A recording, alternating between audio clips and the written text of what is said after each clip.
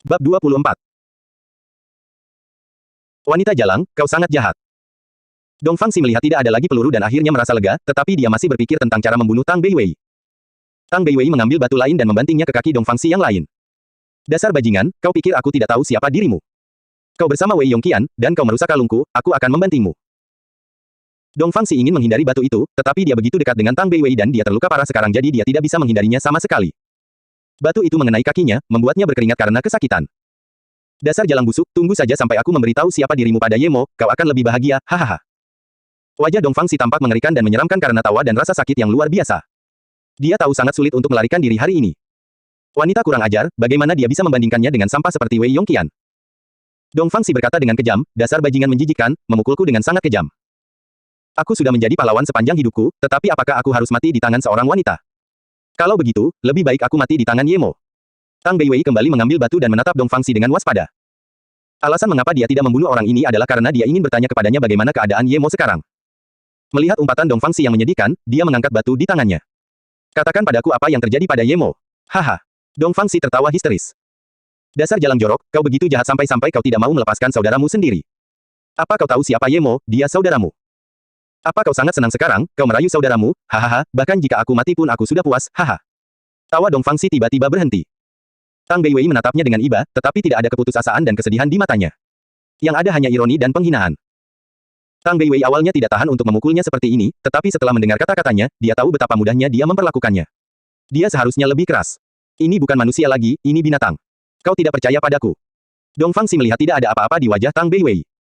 Dia bahkan melupakan rasa sakitnya karena firasat buruk menghampirinya. Tang Beiwei menatapnya dengan iba. Kau ingin mengatakan aku tidur dengan kakakku dan kau bahagia. Sayangnya, kau akan kecewa. Kakakku tahu aku adalah adiknya begitu dia melihatku. Dasar sampah, aku benar-benar tidak tahu seperti apa orang tuamu, menciptakan anomali seperti itu.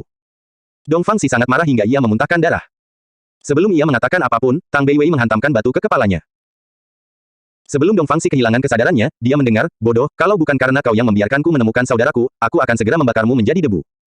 Melihat Dongfangsi pingsan, Tang Beiwei akhirnya merasa lega. Orang ini terlalu jahat. Jadi dialah yang memikirkan rencana jahat ini. Awalnya dia mengira itu hanya kebetulan bahwa dia bertemu dengan saudaranya, tetapi ternyata itu adalah ide binatang ini. Untungnya, saudaranya mengenalinya, jika tidak, Tang Beiwei menggigil.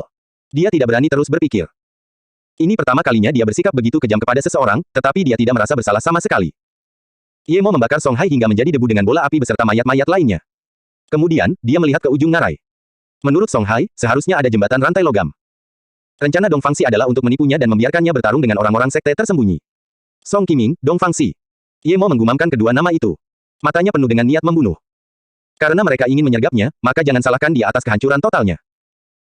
Jika Yemo masih di tahap 2, dia masih akan memiliki beberapa kekhawatiran, tetapi sekarang, dia tidak perlu khawatir sama sekali. Namun, Dongfangsi tidak akan pernah menyangka bahwa meskipun dia mengubah orangnya, dia tetap tidak akan mampu menyergap Yemo. Selama Yemo berjalan ke ngarai ini, indera spiritualnya akan mampu memindai apa yang ada di kedua sisi ngarai. Dongfangsi terlalu meremehkannya. Rencana jahat apapun itu, tidak ada gunanya jika dihadapkan dengan kekuasaan absolut. Yemo sekali lagi merasa bahwa ia harus meningkatkan kekuatannya. Meningkatkan kekuatannya. Yemo melihat ke ujung ngarai. Karena ada pelelangan, haruskah dia masuk dan melihatnya? Siapa tahu akan ada sesuatu yang dia butuhkan dalam pelelangan sekte tersembunyi. Terakhir kali, dia hanya pergi ke acara sosial dan mendapat batu abis luar angkasa. Lelang ini pasti akan lebih menguntungkan. Tapi bagaimana dia akan ikut? Menurut Song Hai, para penjaga itu adalah dua orang master setengah bumi. Lalu, bukankah akan ada orang yang lebih kuat dari bumi di sana? Bukan itu, karena dia akan membeli, dia butuh uang, tapi dia hanya punya puluhan ribu tersisa. Ini tidak cukup untuk apapun. Bagaimanapun, dia harus pergi. Sejak dia menemukan benih teratai salju 1000 tahun dan buah pengawet wajah, dia tidak lagi meremehkan bumi. Mungkin memang ada hal-hal yang dia butuhkan. Kalau sampai terburuk, dia akan kembali dan membuat beberapa artefak dan beberapa pil pelestari wajah. Pembantaian hari ini memuaskan, tetapi Dongfangsi melarikan diri. Yemo sangat tidak nyaman. Dongfangsi seperti ular berbisa. Jika Dongfangsi tahu Tang Beiwei adalah saudara perempuannya dan masih membiarkannya merayunya, maka dia terlalu jahat. Dia akan kembali dan membawa Tang Beiwei terlebih dahulu. Yemo tidak memilih untuk masuk ke ngarai. Dia hanya berjalan beberapa langkah dan teleponnya mulai bergetar. Itu adalah Tang Beiwei. Yemo segera mengangkatnya. Saudaraku, aku menangkap Dongfangsi, aku tidak jauh dari pintu keluar jalan, apa yang harus aku lakukan? Suara Tang Beiwei terdengar. Apa? Dia benar-benar menangkap Dongfangsi, Yemo berteriak kegirangan, jangan pergi, tetaplah di sana dan tunggu aku, Dongfangsi ini sangat berguna bagiku. Mendengar ini, Tang Beiwei merasa seperti sedang makan madu. Dia akhirnya bisa membantu saudaranya. Ketika Yemo tiba, Dongfangsi baru saja bangun. Dia melihat Yemo datang dan matanya tampak samar. Dia tahu dia sudah mati. Kakak. Tang Beiwei menatap Dong Fangxi dengan gugup. Dia takut kalau dia ceroboh, lelaki ini akan kabur, dan karena itu, dia memusatkan perhatiannya pada lelaki itu. Ye Mo berjalan mendekat, mengambil pistol mini lain dari kaki Dong Fangxi, lalu berkata, Beiwei, mengapa kamu datang ke sini? Dia masih punya pistol, aku hampir tertipu olehnya. Tang Beiwei tampak kaget sementara Ye Mo mengambil pistol lainnya. Dia juga memberikan pistol di sakunya kepada Ye Mo.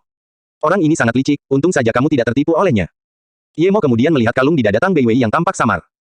Dia mengerutkan kening dan berkata, dia menyerangmu. Tang Beiwei mengangguk dan menceritakan semua yang terjadi dari hotel sampai sekarang. Ye Mo kemudian menoleh menatap Dong Fangxi dengan tatapan yang lebih dingin. Orang ini seperti ular.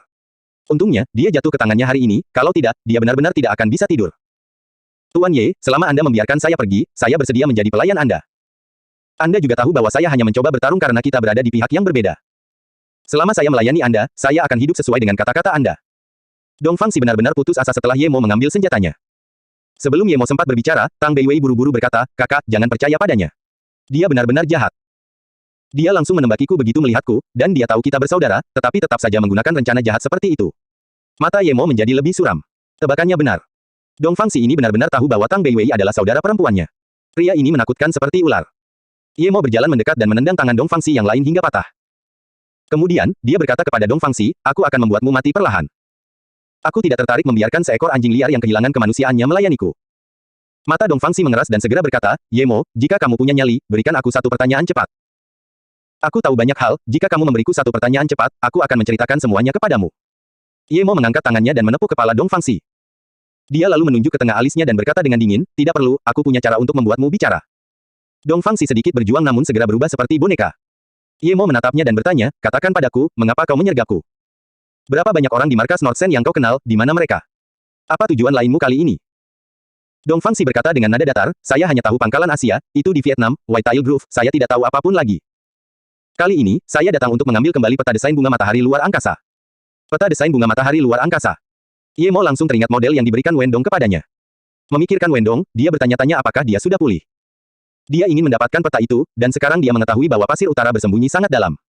Bahkan Dong Fangxi tidak tahu banyak hal. Sepertinya mereka hanya memanfaatkan satu sama lain, tetapi Ye Mo tidak peduli. Dia hanya perlu Dong Fangxi mengetahui lokasinya dan dia akan membunuh mereka semua. Ye Mo melanjutkan bertanya, bagaimana kau tahu kalau aku bersaudara dengan Tang Beiwei? Screech, suara tajam menyela jawaban Dong Fangxi, dan ada perlawanan di matanya. Dia benar-benar terbangun dan menatap Ye Mo dengan ketakutan. Dia mulai menggosok giginya satu sama lain secepat yang dia bisa. Semburan darah hitam keluar dari mulut Dong Fangxi. Ye Mo langsung tahu itu tidak baik. Dong Fangxi benar-benar terbangun di menit terakhir. Ini bukan, ada racun di mulutnya. Tepat ketika Ye Mo ingin menyelamatkannya, Dong Fangxi sudah meninggal. Bahkan warna kulitnya berubah menjadi hitam. Racun yang sangat kuat, Ye Mo menghela nafas. Dia belum pernah melihat racun seperti itu dan dengan kekuatannya saat ini, tidak mungkin dia bisa menyelamatkan Dong Fangxi, kecuali dia membuat pil Lotus Life. Kakak, dia bunuh diri. Tang Beiwei juga melihat bahwa Dong Fangxi telah meninggal. Ye Mo mengangguk dan membakar Dong Fangxi dengan bola api sebelum berkata, terlalu mudah baginya untuk mati seperti ini, tetapi seekor burung nokturnal mengganggu kita. Jika bukan karena burung itu, aku akan tahu segalanya, tetapi itu tidak penting. Kakak, kamu benar-benar memberiku jimat sihir Dao. Benar-benar ada bola api, dan kalungku pun rusak, kata Tang Beiwei. Mehaem, semuanya baik-baik saja asalkan kamu baik-baik saja. Aku akan membantumu memperbaiki kalungmu nanti, ayo pergi dulu. Kita mungkin akan kembali ke sini besok. Ye Mo mengira besok adalah hari pelelangan. Tang Beiwei merasa hangat di hatinya, berpikir bahwa sungguh baik memiliki seorang kakak laki-laki. Dia memberikan mantra bola api yang tersisa kepada Ye Mo dan berkata, aku masih punya beberapa. Simpan saja untuk membela diri. Aku masih harus membuat beberapa hal lain malam ini. Ye Mo menyingkirkannya dan berpikir sebelum berkata, jangan beritahu siapapun tentang ini, oke? Tang Beiwei menjawab dengan tegas, aku tahu, jangan khawatir, saudaraku. Aku tidak akan memberitahu siapapun. Saudaraku, aku ingin kembali dan menemui ibuku. Apakah kita akan datang ke sini lagi besok? Ye Mo mengangguk dan berkata, masalah besok sangat penting bagiku, aku harus datang. Aku akan mentraktir ibumu, jangan khawatir. Ayo kita cari tempat tinggal dulu. Kalau kamu jalannya terlalu lambat, aku akan menggendongmu. Meskipun Ye Mo menggendong Tang Beiwei, waktu sudah menunjukkan hampir pukul 12 malam saat mereka berjalan menuju hotel terdekat. Ye Mo menyuruh Tang Beiwei untuk tidur lebih awal karena dia harus membuat sesuatu. Keluarga lagu Beijing. Orang yang paling khawatir adalah Song Qiming. Song Hai dan Dong Fangxi tidak mendapat kabar sejak mereka pergi. Dan, Dong Fangxi berkata mereka telah menyampaikan rencana itu. Sekarang sudah siang, tetapi mereka tidak menerima kabar apapun. Dia tidak dapat menghubungi siapapun di Gunung Wuliang. Song Qiming, dengan mata merah, merasakan firasat buruk. Ia merasa sesuatu pasti telah terjadi pada Song Hai. Jantungnya berdebar kencang memikirkan hal ini. Jika sesuatu terjadi pada Song Hai, itu berarti Ye Mo baik-baik saja. Jika Ye Mo baik-baik saja, itu berarti dia akan datang ke Beijing besok dan membalas dendam pada keluarga Song. Jika itu orang biasa, keluarga Song tidak akan takut sama sekali, tetapi Ye Mo adalah orang gila. Dia bahkan tidak akan peduli dengan hukum negara. Ditambah lagi, bahkan jika pemerintah dapat campur tangan, Ye Mo tetap akan melakukan pembantaian dan orang-orang keluarga Song tidak akan cukup untuk dibunuhnya. Jika Ye Mo kembali, ada penerbangan jam 8 pagi ke Beijing. Apa yang harus dilakukan? Song Qiming sekarang menyesal telah menantang batas bawah Ye Mo berulang kali. Tepat ketika Song Qiming sedang gelisah di kantornya, Song Yuanyi masuk. Ayah. Song Qiming berdiri dengan gugup. Song Yuanyi menghela napas. Karena kau sudah melakukannya, jangan takut. Dia tidak memiliki 3 kepala dan 6 lengan. Keluarga Song kita telah diwariskan selama hampir 1 abad. Itu bukanlah sesuatu yang dapat dihancurkan oleh Ye Mo kecuali dia mengabaikan hukum. Ekspresi khawatir Song Qiming sedikit mereda, tetapi dia masih bertanya dengan cemas, apa yang harus kita lakukan sekarang? Haruskah kita segera melapor? Song Yunai menggelengkan kepalanya. Tidak ada gunanya. Ye Mo adalah instruktur kepala pasukan khusus. Bahkan jika dia bukan, lelaki tua dari keluarga Ye akan menggunakan trik. Karena itu, kita masih perlu mengandalkan diri kita sendiri. Ye Mo belum menyerang kita, jika dia melakukannya, kita akan sangat menderita bahkan jika mendapat dukungan dari atas. Dengan kekuatannya membunuh harimau keluarga Ou dan Li Mingqiang, tidak akan sulit baginya untuk membunuh kita semua sebelum bala bantuan datang. Wajah Song Qiming penuh penyesalan. Aku yang salah, kalau saja aku tidak membiarkan Xiaowen begitu bebas, ini tidak akan terjadi. Song Yuanyi melambaikan tangannya. Kamu tidak bisa disalahkan, mengapa cucu langsung keluarga Song kita perlu khawatir jika dia menginginkan seorang wanita? Kami hanya tidak menyangka Ye Mo adalah seorang kultivator seni bela diri kuno dan sangat kuat. Song Hai masih belum punya kabar, kamu tidak perlu menunggunya. Sesuatu pasti sudah terjadi. Dong Fangxi ini tidak sesuai dengan namanya, kita terlalu meremehkannya. Song Qiming mencibir. Dia benar-benar menyesal mendengar kata-kata Dong Fangxi. Song Yuanyi menggelengkan kepalanya. Seharusnya tidak ada masalah dengan rencananya, sesuatu terjadi begitu saja. Pasti ada alasan lain. Sekarang bukan saatnya untuk mempermasalahkan ini. Kita harus menghadapi kemarahan Ye Mo saat dia kembali. Song Yuanyi mengerutkan kening. Putra sulungnya telah menjadi pemimpin keluarga selama bertahun-tahun, tetapi ketika dihadapkan dengan hidup dan mati keluarga, dia menjadi bimbang. Dia berpikir sejenak sebelum berkata, aku akan kembali dan mencari saudaraku untuk meminta bantuan. Jika dia bisa datang dan berbicara dengan Ye Mo, itu seharusnya sudah cukup bagi Ye Mo untuk melepaskan kita sekali. Namun, ini bukanlah rencana yang pasti.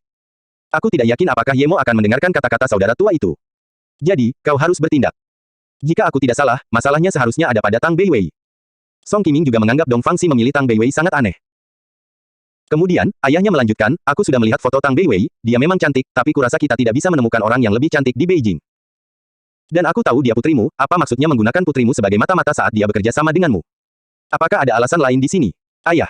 Song Qiming menunduk dengan perasaan bersalah. Meskipun dia tahu ayahnya tahu tentang ini, dia tidak membicarakannya. Dia tidak menyangka ayahnya akan membicarakannya. Song Yuanyi menghela napas.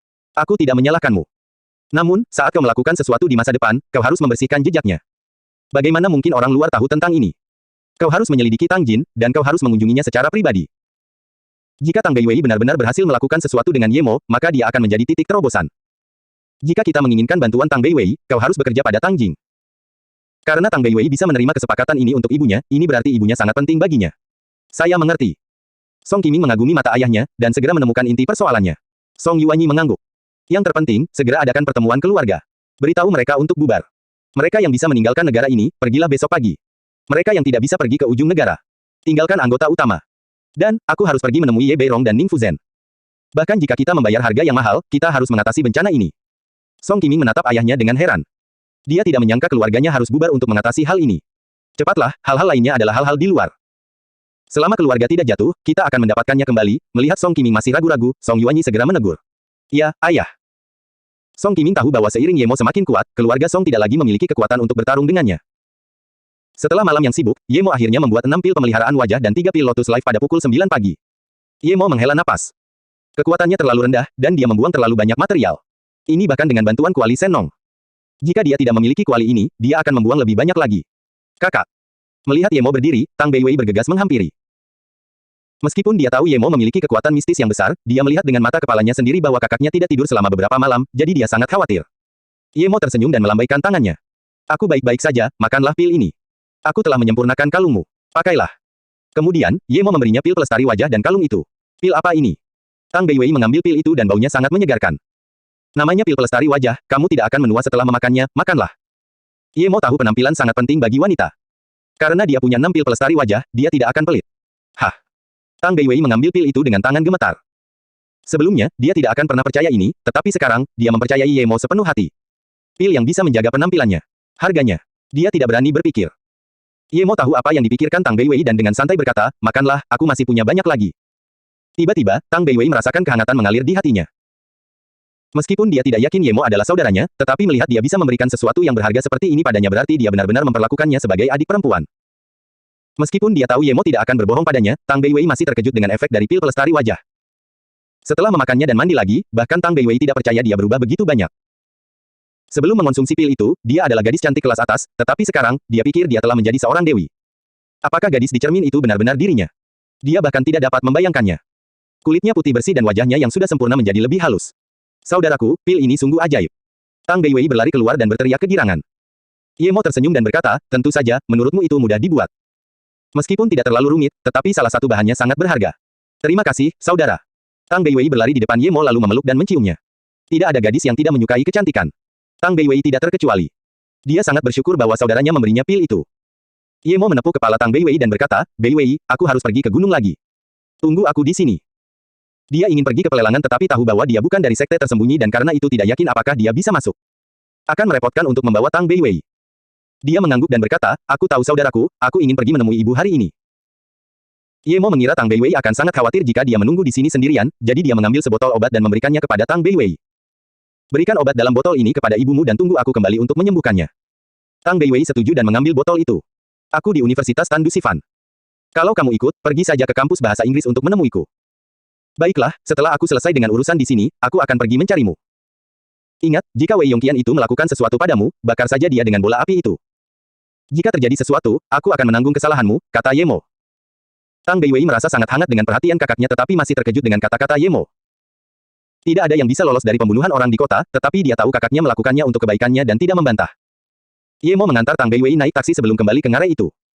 Setelah memasuki hutan, Ye Mo terus melihat beberapa orang aneh. Mereka jarang berbicara satu sama lain. Ye Mo mengira orang-orang ini mungkin akan pergi ke pelelangan. Dia ingin bertanya kepada seseorang di sekitar tetapi mendapati semua orang sangat berhati-hati dan berhati-hati. Banyak orang menggunakan topeng. Ye Mo mengutuk. Itu hanya pelelangan sekte tersembunyi, tetapi mereka membuatnya seperti alam kultivasi. Namun, dia mengira bahwa dia hanya tahap 3, jadi dia juga mengeluarkan kain hitam dan menutupi wajahnya. Setelah memasuki ngarai, Ye Mo menemukan bahwa sebagian besar orang di pelelangan adalah level kuning dan hitam. Ada beberapa master level bumi, tetapi dibandingkan dengan level hitam, jumlahnya sangat sedikit. Ini membuat Ye Mo merasa lega. Dia hanya satu garis dari tahap tersier pengumpulan Chi tahap 3. Begitu dia mencapai tingkat itu, dia akan memiliki kepercayaan diri untuk bertarung dengan para master tingkat bumi. Tepat saat Ye Mo memasuki ngarai, dia melihat sekelompok orang tengah memperhatikan sesuatu, jadi dia pun ikut mendekat. Ketika dia masuk, dia melihat seseorang yang dikenalnya. Dia adalah gadis yang salah satu lengannya dipotong, tetapi lengan gadis ini disambung kembali. Ada seorang biarawati cantik yang tampak tenang di sampingnya yang tampak seperti berusia 30-an. Dia tidak menyangka gadis ini akan muncul di sini. Dia pernah bekerja sama dengan Lang Ji untuk Qian Long Tou sebelumnya, dan pedang terbangnya cukup bagus. Apakah dia juga dari sekte tersembunyi? Terlepas dari itu, Ye Mo tidak tertarik untuk peduli. Selama mereka tidak mengganggunya, jika tidak, dia tidak akan mudah diganggu. Lain kali, itu bukan hanya lengan tetapi menjadi abu. Ye Mo memusatkan perhatiannya pada lingkaran itu. Dua orang pria sedang berhadapan. Satu orang adalah tingkat tersier level kuning, dan yang lainnya adalah tingkat tersier level hitam. Perbedaan kekuatan mereka terlalu besar.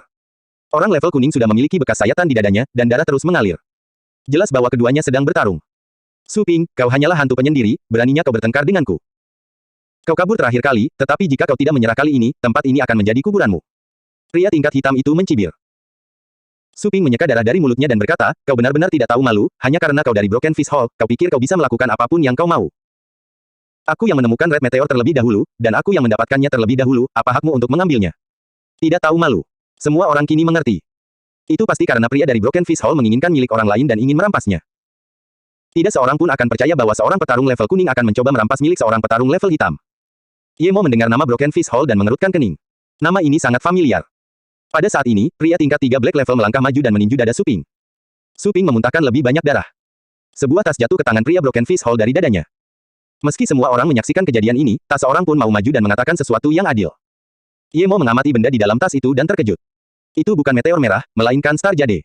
Star Jade akan di alam kultivasi.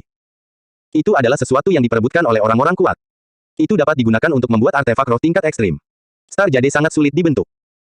Batu giok ini terbentuk dari meteor yang telah mengalami modifikasi tak terhitung jumlahnya oleh ruang waktu. Semakin merah warna Star Jade, semakin tinggi kualitasnya. Batu giok ini sudah berwarna merah, yang berarti kualitasnya sangat tinggi. Tatapan mata Ye Mo menjadi dingin. Dia harus mendapatkan star jade ini apapun yang terjadi. Dengan itu, pedang terbangnya bisa ditempa. Tapi alasan apa yang akan dia buat untuk merampok ini? Melihat Su Ping di tanah, Ye Mo berpikir dan berjalan keluar. Dia membantu Su Ping berdiri dan memberinya pil medis, sambil berkata, "Teman, makanlah ini dulu, aku tidak percaya tidak ada keadilan di dunia ini." Su Ping mengambil pil itu dan menatap Ye Mo dengan penuh rasa terima kasih. "Terima kasih, saudaraku. Aku Su Ping. Tapi kamu tidak punya urusan di sini, minggirlah." Pria itu adalah Zheng Cheng, dia dari Aula Tinju Patah. Jelas bahwa Su Ping menyiratkan bahwa Ye Mo tidak dapat mengacaukan Aula Tinju Patah. Ye Mo tersenyum. Tidak peduli seberapa kuat sekte itu, dia tidak akan bisa melewati batu giok bintang. Jika dia bisa menggunakan batu giok bintang untuk membuat pedang terbangnya, dia akan mampu membunuh master tingkat bumi. Dia tidak percaya Aula Tinju Patah biasa penuh dengan master tingkat bumi. Aula Tinju Patah, Ye Mo tiba-tiba teringat bahwa dia mendapat belati dari membunuh Ao Tanhu, dan belati itu bertuliskan Tinju Patah. Jadi begitulah. Ye Mo tahu bahwa Ao Tanhu dan Zheng Chenze berada dalam kelompok yang sama. Kalau begitu, mungkin sebaiknya membunuh satu terlebih dahulu. Memikirkan hal ini, niat membunuh Ye Mo. Pang, keadilan ada di tangan yang patah kita bukanlah sesuatu yang bisa kau campuri. Zheng Chenze melihat ada seseorang yang membantu Su Ping, seseorang yang masih sangat muda dengan wajah tertutup, ini membuatnya langsung marah. Ye Mo perlahan berdiri dan menatap dingin ke arah Zheng Cheng sebelum berkata dengan gagah berani, "Aku suka campur tangan dalam hal." Benar. Broken Fist Hall. Sangat kuat. Akan kau lakukan. Kemudian, Ye Mo merasa sedikit bersalah. Mendapat persetujuan. Jelas tindakan Zheng Cheng yang mengatakan apapun. Mengatakan sesuatu, menurutinya. Dan berkata, "Kalian berdua membuatku melihat kalian." Lalu, dia berbalik untuk pergi. Ye Mo datang untuk mengambil star jade hari ini, dan sebagian dari rencananya. Membiarkan hal terpenting itu lolos. Dia bahkan tidak berpikir dan menghentikan, ingin pergi. Berhentilah. Pergi setelah mengambil barang milik orang lain. Pang, kau ingin mati. Zheng Cheng benar-benar marah sekarang. Meskipun dia kesal karena Ye Mo menyelamatkan Su Ping, dia mendapatkan barang itu jadi dia tidak peduli. Sekarang dia ingin pergi, Pang kurang ajar ini berani menghentikannya. Bahkan tidak berpikir dan mengayunkan pedang panjang yang ditariknya dari punggungnya. Namun, Ye Mo tidak berani menghalangi dengan pedang panjangnya karena dia tidak bisa penyimpanan. Pedang itu merepotkan. Dia akan menjadi tanpa senjata untuk digunakan, Ye Mo semakin menginginkan. Dalam sekejap, pedang Zheng Cheng sudah berada di depan Ye Mo. Tidak tahan melihatnya. Berusia 20-an. Dia hanya mungkin dia bisa menandingi Zheng. Namun, mengunci pedang Zheng Cheng dengan indera spiritualnya dan menyerang dengan tinjunya. Tidak ada yang berani percaya bahwa Ye Mo berani melawan pedang panjang dengan tinjunya. Semua orang mengira Ye Mo gila. Hanya suara dentingan logam. Pedang panjang Zheng Cheng hancur ke tanah, sementara dia sendiri terdorong mundur beberapa langkah. Tangan Ye Mo baik-baik saja, dan pada saat ini, Ye Mo melanjutkan dengan tendangan lain pada dantian Zheng Cheng. Dia terbang beberapa meter jauhnya dan menghantam batu besar di kejauhan sambil memuntahkan darah. Jelas dia. Kemudian, Ye Mo berjalan di depan Zheng Cheng dan mengambil dari dadanya. Semua orang menarik napas dingin. Zheng Cheng adalah seseorang yang mengolah seni bela diri kuno ke tahap tersier tingkat hitam, tetapi dia hanya bertahan 2 gerakan di tangan Ye Mo. Pemuda ini terlalu ganas. Meskipun Zheng Cheng meremehkan Ye Mo, dia tidak akan bertahan lebih dari 20 gerakan bahkan jika dia tidak melakukannya. Begitu kuat, tetapi dia mulai berseteru dengan Broken Fist Hall. Meskipun bukan sekte kelas 1, sekte itu masih memiliki master tingkat bumi. Kebanyakan orang tidak tahu bagaimana Ye Mo memukul pedang itu dengan tinjunya, tetapi 2 orang ahli tingkat bumi melihatnya dengan jelas.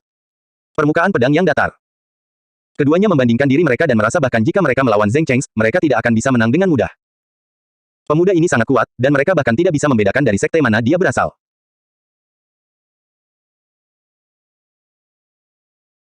Cantiknya dengan suara rendah, "Guru, sepertinya aku pernah melihatnya di suatu tempat, tapi aku tidak dapat mengingatnya." Biarawati itu langsung menegur, "Zixu, jangan bicara sembarangan. Sangat sulit bagi kami untuk masuk ke sini." Ye Mo memberikan tas itu kepada Su Ping dan berkata, "Saudara Su, ini milikmu." Dia sedang memikirkan bagaimana dia akan menukarkannya nanti. Namun, Su Ping mendesak dan berkata, "Kakak berkonflik dengan Aula Tinju Patah karena aku, jadi aku merasa sangat bersalah. Benda ini tidak terlalu berguna bagiku, dan kekuatanmu lebih tinggi dariku. Karena itu, aku akan memberikannya kepadamu. Aku belum menanyakan namamu." Ye Mo datang untuk mengambil star jade ini, dan mendengar kata-kata ini, dia tidak berusaha bersikap sopan. Dia mengambil giok itu dan mengeluarkan giok pertahanan lainnya. "Ini adalah artefak sihir pertahanan, nilainya sama dengan meteormu, jadi jika aku mendapat kesempatan di masa depan, aku akan membalas budimu dengan baik, aku Mo Ying."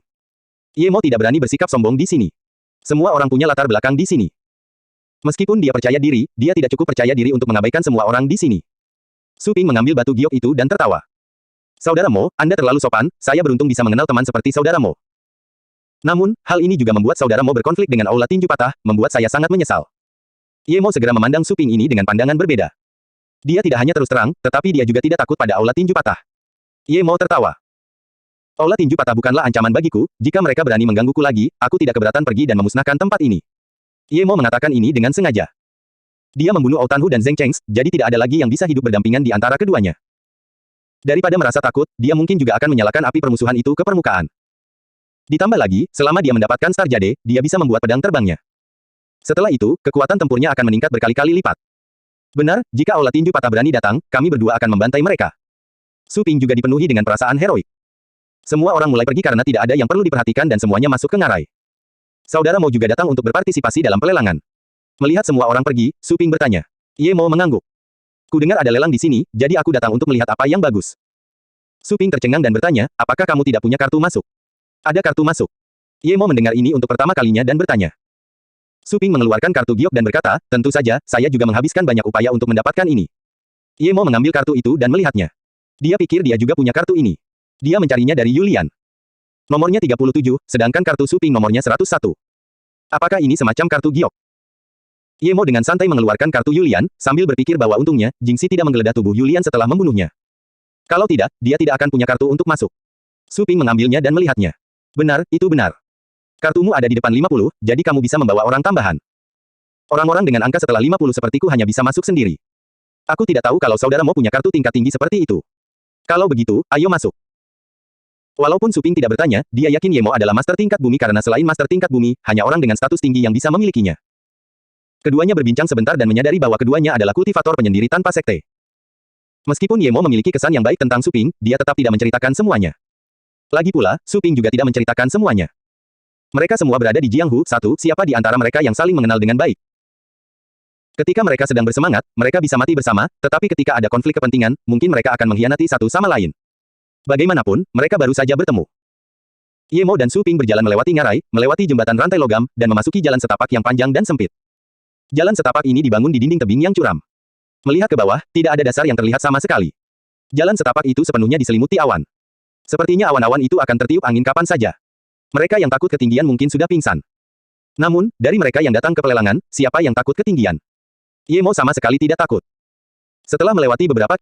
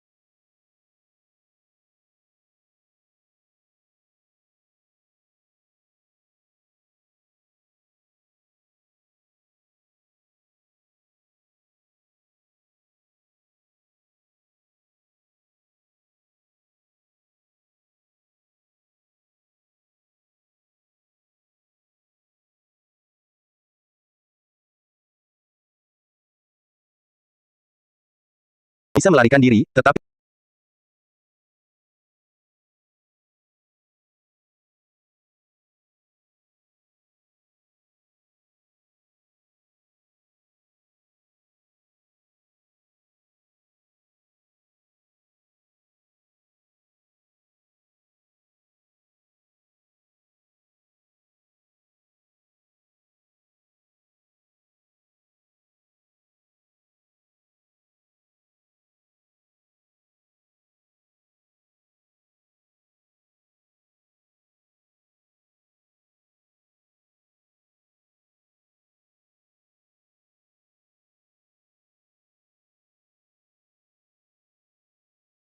dia hanya membutuhkan satu pedang untuk membunuh Yemo.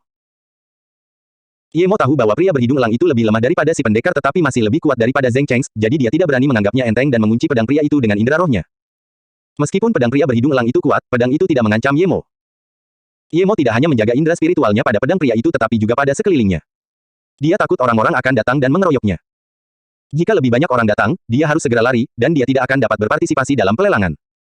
Melihat ada lebih banyak perkelahian di sini, orang-orang keluar lagi untuk melihat.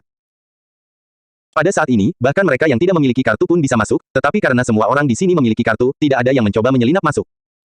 Dalam waktu singkat itu, pria berhidung elang itu menyerang sebanyak 12 kali. Pedang demi pedang saling beradu, hampir menyatu membentuk tabir pedang. Yemo mencibir. Jika dia juga bisa mencabut pedangnya, dia bisa membunuh pria ini dengan pedangnya yang ketujuh, tetapi dia tidak berani mencabut pedang Bianpo dan harus bertarung dengan tangan kosong. Bang! Bang! Bang! Setelah 12 kali hantaman berturut-turut, Yemo dan pria itu terpisah lagi. Selubung pedang itu bahkan tidak menggores pakaian Yemo. Pada saat ini, pria itu menyadari bahwa Yemo bukanlah lawan yang mudah seperti yang terlihat. Meskipun dia benar-benar ingin membunuh Yemo, dia tahu itu tidak bisa dilakukan dengan tergesa-gesa.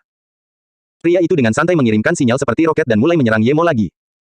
Yemo melihat sinyal ini dan tahu bahwa itu adalah panggilan untuk meminta dukungan. Dia harus segera menyelesaikan pertempuran. Terlepas dari apakah orang-orang yang datang akan bersikap netral, dia harus membunuh orang ini apapun yang terjadi. Meskipun Yemo khawatir, pria ini tidak mudah dibunuh. Tinju Yemo beradu dengan pedang pria itu untuk ronde berikutnya. Dia didorong mundur oleh Yemo, dan dia segera tahu bahwa Yemo lebih kuat darinya. Meskipun pria itu terdorong mundur, Yemo tidak merasa senang. Tinjunya juga sedikit sakit. Dia tahu jika dia menggunakan bila angin, dia akan menghabisi orang ini sejak lama, tetapi dia tidak berani menggunakannya. Pada saat ini, indera spiritualnya memindai bahwa dari jarak 100 meter, dua pria mendekat dengan cepat. Kekuatan mereka jelas lebih kuat daripada pria berhidung elang itu. Tidak, dia tidak bisa menunggu dan berbicara saat mereka ada di sini. Saat Yemo mendorong pria itu, dia melompat dan menghantam pria itu. Kau minta mati. Pria itu melihat Yemo begitu sombong, membiarkan dirinya terbuka lebar terhadapnya. Dia menyeringai di sudut mulutnya saat pedangnya mengiris dada Yemo. Yemo menggunakan tubuhnya untuk menghalangi pandangan semua orang saat tinjunya menghantam bagian belakang pedang. Sementara itu, bila angin mengiris leher pria itu, pedang pria itu langsung berhenti. Dia menyentuh lehernya dengan tak percaya, hingga akhirnya, tangannya jatuh tak berdaya. Sebelum dia meninggal, dia masih tidak percaya bahwa Yemo menggunakan proyektil untuk membunuhnya. Semua orang tercengang. Saat itu, Yemo terbelalak lebar, dan ini jelas merupakan hal yang tidak perlu dipikirkan lagi dalam seni bela diri. Namun, bagaimana pria berhidung elang ini bisa langsung mati? Pemuda ini terlalu menakutkan. Banyak orang memperingatkan anggota mereka yang lebih muda untuk menghindari pria ini jika mereka melihatnya di masa mendatang. Pada saat ini, Yemo mendarat sementara dua pria berpakaian abu-abu itu datang melewati Yemo. Jantung Yemo berdebar kencang, mereka semua jauh lebih kuat daripada pria berhidung elang itu. Dia bukan tandingan mereka. Memikirkan hal ini, Yemo tanpa sadar mundur beberapa langkah dan bergerak mendekati Suping. Begitu keadaan menjadi tidak beres, dia akan meraih Suping dan lari. Beraninya kau membunuh penjaga lelang kuil siswang kami, siapa kau? Apa yang kau inginkan di sini? Pria yang berbicara itu berusia 50-an dengan rambut seputih salju. Yemo menceritakan semua yang telah terjadi tanpa rasa khawatir dan akhirnya berkata, jika kalian berdua tidak percaya padaku, kalian dapat bertanya kepada yang lain. Dan, aku melihat mereka berdua melecehkan dua saudari dari Masjid Lian Hangjing. Dapat dilihat bahwa mereka berdua bukanlah orang baik. Pria berambut putih itu menatap kerumunan dan bertanya dengan santai. Meskipun tidak ada yang keluar untuk memberikan bukti, ketika pria itu bertanya, kerumunan memutuskan untuk mengatakan yang sebenarnya. Si Xiong, sepertinya pemuda ini benar. Gu bersaudara bersikap kasar dan membuat masalah, menghentikan para tamu. Ini tidak bisa ditoleransi. Aku merasa tidak baik ketika kita memilih mereka berdua sebagai pengawal, kata pria parubaya lainnya segera. Pria berambut putih itu mendesah dan berkata, ini bukan sesuatu yang dapat kami putuskan, kami akan melupakannya untuk saat ini. Kemudian, pria berambut putih itu berkata kepada Yemo, kalian berdua masuklah dulu, jangan membuat masalah lagi. Kita tidak bisa memutuskan ini, kalian boleh pergi, aku tidak akan menghentikan kalian. Yemo tahu kedua saudara ini memiliki latar belakang pendukung, tetapi dia tidak keberatan. Karena dia sudah datang, dia akan masuk. Memikirkan hal ini, dia memberi hormat dengan tinjunya dan berkata, terima kasih, dua pendahulu. Kemudian, Yemo menarik Suping masuk. Semua orang melihat Yemo datang dan memberi jalan. Di mata mereka, pemuda bertopeng ini adalah orang yang sangat pemarah yang membunuh tanpa berpikir dua kali. Biarawati muda dari Masjid Lian Hangjing menatap punggung Yemo, menarik tangan biarawati lainnya dan berkata, orang ini benar-benar ganas, dia membunuh orang-orang dari Broken Fish Hall di Ngarai, dan sekarang dia membunuh Gu Brothers. Namun, meskipun begitu, dia membantumu membalas dendam, haruskah kita berterima kasih padanya nanti? Biarawati lainnya langsung berkata, si Mei Yuer, kau terlalu naif. Apa kau pikir dia membunuh demi kita? Tidakkah kau lihat dia membunuh setelah si pendek itu memukul temannya? Dan, dia memanfaatkan kita. Ketika dia berbicara, seolah-olah dia tidak bisa menahan diri melihat kita diganggu, tetapi dia sebenarnya menggunakannya sebagai alasan untuk membenarkan pembunuhannya. Kita tidak boleh berbicara dengannya. Oh, aku mengerti, si Jie, mengapa orang-orang di luar semuanya begitu jahat, kata biarawati Yuer dengan mulut cemberut. Tentu saja, Yemo tidak tahu bahwa ia dicap jahat oleh kedua biarawati itu. Tujuan pertamanya adalah mengumpulkan cukup dana. Ia tidak punya banyak uang, dan ia hanya punya artefak sihir dan pil yang ia buat tadi malam. Kuil Sisuang sangat luas. Yemo melihat sekeliling dengan santai dan ada 50 hektar tanah dan pemandangannya bagus. Ada paviliun kecil di mana-mana untuk orang beristirahat. Yemo berpikir tidak heran pelelangan diadakan di sini. Yemo memastikan lokasi lelang yang tepat dan meminta Suping menunggunya. Dia ingin bertanya berapa harga jual barang-barangnya. Melihat Yemo berjalan ke tempat utama, gadis bernama Zisu segera memberitahu biarawati di sebelahnya, guru, saya mengenalinya, dia. Diam kau, biarawati cantik itu menegur gadis kecil itu sambil memperhatikan sekelilingnya dengan saksama. Zisu ketakutan dan tidak melanjutkan bicaranya. Dia membenci Yemo, tetapi juga takut padanya. Dia membenci Yemo karena memotong lengannya, tetapi takut pada keganasannya. Dia sudah membunuh 3 orang yang baru saja datang ke sini, dan ketiga orang ini jauh lebih kuat dari tuannya. Yemo berjalan ke pintu masuk stadion utama dan langsung dihentikan oleh seorang biksu berusia 30-an. Teman, masih ada 2 jam sebelum dimulainya pelelangan, kamu harus menunggu sedikit lebih lama. Yemo hampir saja meludah, bukankah para biksu memanggil orang dengan sebutan pelindung? Bagaimana mungkin biksu itu memanggilnya teman? Namun untungnya, dia telah melihat beberapa biksu yang minum dan makan daging, jadi dia langsung berkata, saya punya beberapa barang yang ingin saya minta penyelenggara lelang untuk melelangnya, apakah itu mungkin? Tentu saja, ikutlah denganku. Sang pendeta tidak terkejut karena ada banyak orang yang juga melakukan hal yang sama. Yemo dibawa ke sebuah kamar di lantai 3. Yemo melihat sekeliling. Ada 2 orang di ruangan itu, seorang pria tua kurus berkacamata dan berjanggut. Dia tampak seperti Dong Fangxi. Yang lainnya adalah wanita setengah baya. Penampilannya biasa saja tetapi memiliki temperamen bangsawan. Dapat dengan mudah terlihat bahwa dia bukan wanita biasa. Apakah Anda memiliki sesuatu yang ingin dilelang? Nada bicara lelaki tua berjanggut itu sangat lambat. Ketika dia berbicara, ada sedikit kerutan di dahinya, dan ini tertangkap oleh Yemo. Yemo segera tahu bahwa janggut kambing itu melihat bahwa dia terlalu muda dan tidak terlalu memikirkannya. Yemo tidak peduli dan mengeluarkan 5 artefak yang dibuatnya dan berkata, memang, ini adalah beberapa artefak sihir, masing-masing dapat menahan serangan penuh prajurit tahap kuning tingkat dasar sebanyak 3 kali. Oh. Jenggot itu cukup terkejut mendengar Yemo berbicara tentang artefak pertahanan seperti itu dan mengambilnya untuk diteliti. Kemudian, dia berkata, jika memang benar demikian, artefak itu bisa dijual dengan harga mahal di dunia fana, tetapi tidak bisa dijual dengan harga mahal di sini. Jika kamu setuju, aku bisa mencobanya. Jika itu asli, maka aku bisa membelinya, tetapi harganya tidak akan lebih dari 1 juta. Yemo tahu jenggot kambing ini benar. Ini memang tidak terlalu berharga di sekte tersembunyi. 1 juta sudah cukup. Jika dia membawanya ke dunia luar, mungkin masing-masing akan bernilai 10 juta. Meskipun harga ini jauh lebih tinggi dari sebelumnya, Yemo tetap merasa tidak perlu menjualnya lagi. Karena terakhir kali, meskipun dia menjualnya seharga 200.000 masing-masing, uang itu sudah cukup untuk dia gunakan. Sekarang, meskipun dia bisa menjualnya seharga 1 juta, 1 juta bahkan tidak ada apa-apanya dalam pelelangan ini. Kalau begitu, dia mungkin juga meninggalkannya untuk dijual di luar. Memikirkan hal ini, Yemo mengambil kembali 5 artefak ajaib itu. Jenggot itu tidak berkata apa-apa saat melihat ini. Dia juga tahu perbedaan harganya terlalu besar, tetapi dia meraba jenggotnya dan berkata, jika kamu bisa melelang metode untuk membuat barang-barang seperti itu, kurasa harganya akan sangat mahal. Yemo mencibir. Dia tidak akan menjual metode itu. Bahkan jika dia menjualnya, para kultivator seni bela diri kuno di sini tidak akan mampu membuatnya sama sekali. Indra spiritual bukanlah sesuatu yang bisa diperoleh melalui seni bela diri kuno. Orang tua ini benar-benar penuh perhitungan. Jika mereka bisa memproduksinya secara massal dan kemudian menjualnya di luar, mereka bisa menjadi miliarder dengan mudah. Meskipun dia mencibir, Yemo dengan tenang berkata, ini bukan milikku, aku hanya membantu. Kemudian, Yemo mengeluarkan vas lain dan berkata, di dalamnya ada pil kehidupan teratai, lihat berapa harganya. Kemudian, Yemo memberikan vas itu kepada kambing jantan. Kambing jantan itu membukanya dan mengeluarkan pil ungu berbentuk bulat dan sangat harum. Ukurannya sebesar buah lengkeng. Dapat dilihat dari penampilannya bahwa pil ini tidak biasa. Namun, bahkan kambing jantan itu belum pernah mendengar tentang pil Lotus Life. Yemo melihat keterkejutan di wajah kambing jantan itu dan tahu bahwa kambing jantan itu tidak tahu tentang pil Lotus Life. Karena itu, dia berkata, pil Lotus Life ini terbuat dari benih teratai salju 1000 tahun dengan 81 ramuan berharga lainnya. Meskipun tidak dapat menyelamatkan orang mati, pil ini dapat menyembuhkan luka apapun selama masih ada napas terakhir yang tersisa di dalam tubuh. Yemo menyiksa janggut kambingnya karena tidak tahu tentang pil itu. Yemo meningkatkan bahan yang digunakan untuk membuat pil itu lebih dari 10 kali lipat. Dia hanya menggunakan 5 hingga 6 herba untuk membuat pil ini, tetapi dia mengatakan jumlahnya 81. Ditambah lagi, benih teratai salju 1000 tahun tidak dapat menyembuhkan semua penyakit. Itu difokuskan pada cedera eksternal dan internal yang sangat berat. Itu juga berguna untuk kesalahan kultivasi. Tidak praktis untuk mengatakan bahwa itu dapat menyembuhkan semua penyakit. Banyak penyakit neurologis atau masalah mental tidak dapat disembuhkan olehnya. Tetapi meskipun demikian, efeknya sangat kuat. Benih teratai salju 1000 tahun benar-benar dapat digunakan dalam pil.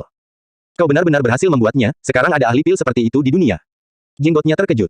Bahkan wanita parubaya itu terkejut. Efek yang dikatakan Ye Mo terlalu kuat. Ye Mo tersenyum dan memasukkan pil itu ke dalam botol dan berkata, apa yang aku katakan semuanya benar, bisakah pil ini dilelang? Jenggot kambing itu langsung menjawab, bisa, tapi kamu harus janji kalau pilmu asli, kalau palsu.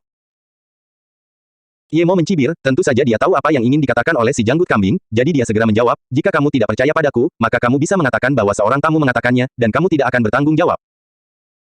Alasan Ye Mo berkata demikian adalah jika jenggot kambing tidak tahu apakah pil itu asli atau palsu dan menolak pelelangannya, maka dia akan rugi besar. Dia tidak percaya bahwa dengan begitu banyak tuan di sini, tidak seorang pun dapat mengenali apakah pil itu asli. Baiklah, kami akan melelang pil Lotus Life milikmu, tetapi kami akan mengambil 5% dari keuntungannya, kata si jenggot kambing segera. Tentu, Ye Mo langsung setuju. Komisi 5% jauh lebih baik daripada semua pajak di luar itu. Apakah kamu punya yang lain? Jenggot kambing itu melihat bahwa semua yang dikeluarkan Ye Mo adalah barang bagus, dan karena itu, dia punya lebih banyak harapan. Ye Mo mengeluarkan sebotol lagi dan memberikannya kepada si janggut kambing. Lihat ini. Jenggot kambing itu membuka botol itu. Di dalamnya ada pil lain, yang bening dan beraroma harum. Jelas terlihat bahwa itu bukan pil biasa. Namun, jenggot kambing itu merasa malu karena dia tidak mengenalinya lagi. Dia adalah seorang penilai, tetapi dia tidak bisa menilai barang-barang itu berkali-kali berturut-turut. Ye Mo melihat dan tahu bahwa lelaki tua ini tidak tahu apa-apa lagi jadi dia harus menjelaskan, ini adalah pil pelestari wajah. Tidak peduli siapa yang memakannya, mereka akan mendapatkan awet muda. Apa?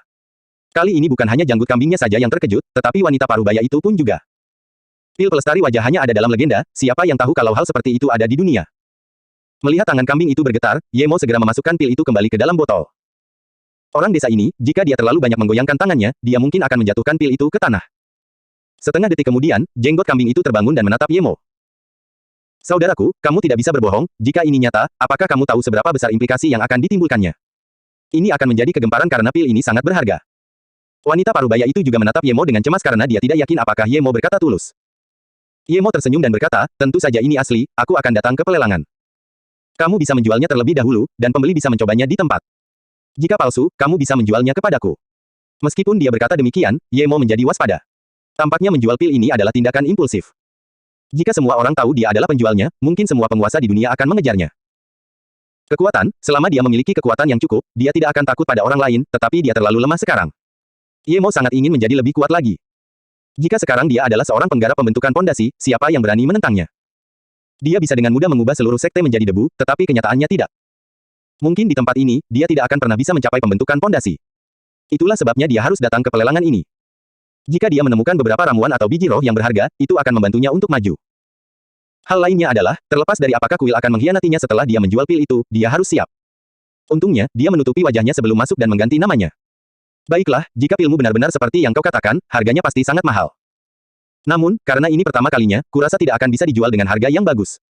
Lagi pula, ini terlalu sulit dipercaya. Ye Mo tahu janggut kambing itu mengatakan yang sebenarnya.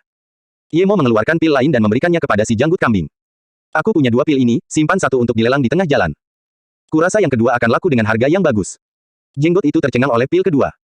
Sudah mustahil untuk memiliki satu, tetapi pemuda ini mengeluarkan 2. Tetapi jika dia seorang penipu, apakah dia tidak ingin hidup? Itu akan menjadi bunuh diri di tempat ini. Pandangan wanita parubaya itu tertuju pada pil itu. Jika dia tidak khawatir, dia akan bergegas dan merampoknya. Namun, dia juga tahu bahwa meskipun dia menjual semua miliknya, dia belum tentu mampu membeli pil ini. Jenggot kambing itu mengeluarkan pil kedua dan mendesah. Kedua pil ini akan menjadi barang paling berharga di seluruh pelelangan. Tiba-tiba wanita parubaya itu tampak teringat sesuatu dan berkata, bolehkah saya bertanya apakah pil ini terbuat dari buah labu daun merah? Ye Mo merasa takut dan memikirkan masalah besar lainnya. Bukan hanya sedikit orang yang tahu tentang buah labu daun merah di Gunung Wuliang. Banyak orang yang mengetahuinya, dan efek utamanya adalah untuk kecantikan. Tidak sulit untuk menebaknya, dan pilnya bahkan memiliki aroma buah labu daun merah. Ini tidak dapat disembunyikan. Jika orang-orang tahu dia mendapatkan buah labu daun merah, maka mungkin mereka akan tahu bahwa dia membunuh Bian Po dan Yulian. Terakhir kali, bukan hanya Bian Po dan Yulian yang mati, ada juga si botak dan banyak master tingkat hitam lainnya. Melihat janggut kambing dan wanita itu menatapnya seperti itu, dia berpikir, persetan. Karena mereka sudah tahu, itu tidak bisa disembunyikan lagi. Dia mungkin juga mengakuinya dan membuat pil itu menghasilkan lebih banyak uang. Kemudian, dia akan membasmi keluarga Song segera setelah pelelangan berakhir, dan kemudian berkultivasi dalam pengasingan. Jika seorang kultivator khawatir tentang ini dan itu, bagaimana mungkin mereka bisa berkultivasi?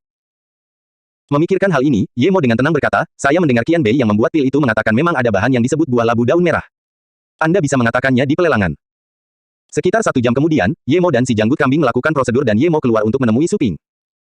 Hal pertama yang ditanyakannya adalah, Saudara Su, apa yang ingin kamu beli di pelelangan? Su Ping berkata dengan malu-malu, keuanganku terbatas. Aku hanya ingin membeli pedang yang bagus. Aku menggunakan pedang, tetapi aku masih belum dapat menemukan pedang yang bagus.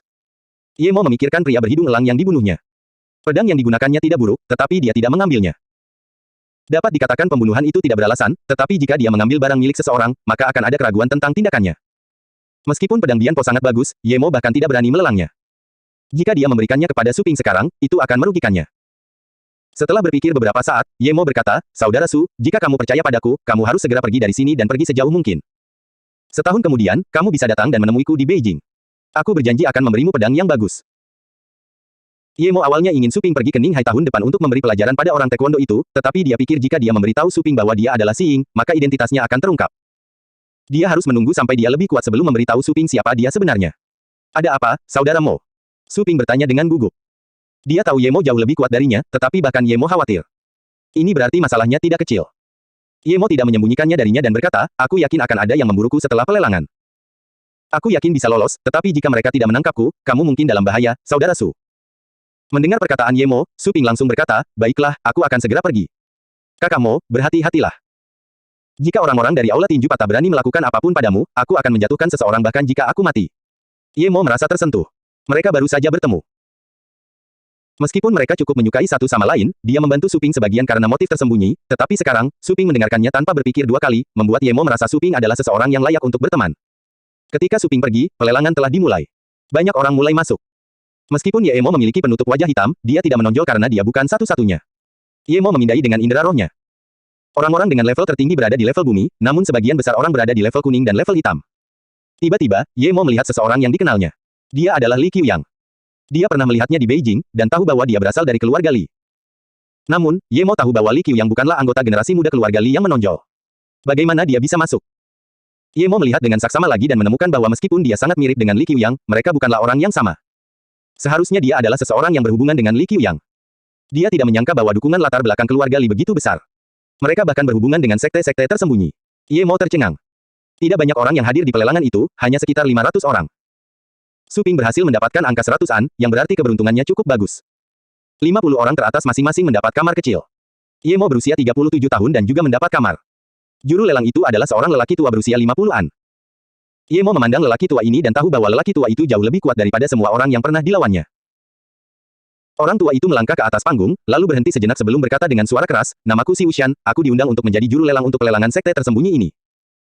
Semua orang tahu bahwa meskipun kita mengadakan pelelangan setiap 5 tahun, selalu ada harta karun yang keluar setiap kali. Aku ingin mewakili kuil Siswang dan para penjual untuk berterima kasih kepada banyak tamu yang datang serta teman-teman dari dunia fana. Baiklah, mari kita mulai pelelangannya. Ye Mo mendengar kata-kata itu dan berpikir, apakah ada orang dari dunia fana? Apa golongan kekuasaan mereka? Bahkan keluarga Ye dan keluarga Song tidak bisa datang. Mereka yang bisa berada di sini pasti memiliki kekuasaan. Apakah pria yang tampak seperti Li Qiuyang itu mewakili keluarga Li? Namun keluarga Li bukanlah keluarga nomor 1. Tampaknya ada orang dari keluarga lain di sini, tetapi mungkin mereka menutupi wajah mereka seperti dia.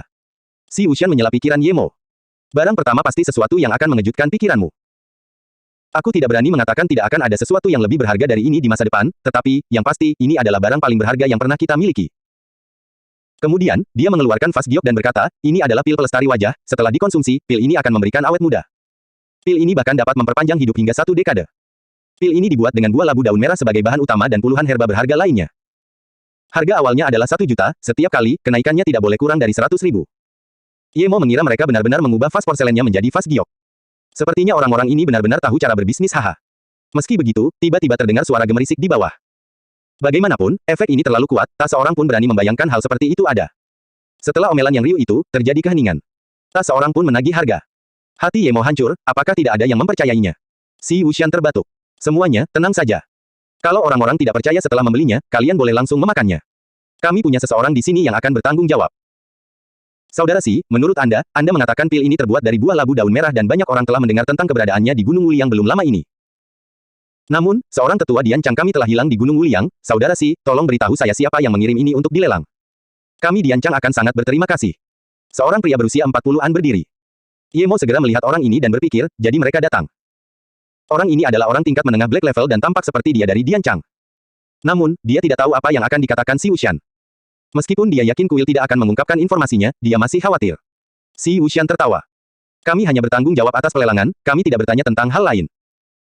Jika seseorang mengajukan pertanyaan seperti itu lagi, kami akan menganggapnya sebagai tantangan bagi pelelangan kami. Oke, sekarang orang-orang dapat mulai menentukan harga. Kemudian, aura Si Wuxian yang kuat meledak. Dapat dilihat bahwa kekuatannya jauh lebih kuat daripada pria dari Dian Chang itu. Wajah pria Dian Chang itu berubah menjadi hijau karena marah, tetapi dia akhirnya tidak mengatakan apa-apa dan duduk. Ye Mo merasa sangat puas. Orang-orang Dian Chang begitu sombong. Jika dia berada di tahap 5 atau 6 pengumpulan Qi, mungkin dia akan berdiri dan berkata, ini aku, jadi apa? Setelah beberapa saat, tidak ada yang menyebutkan harganya.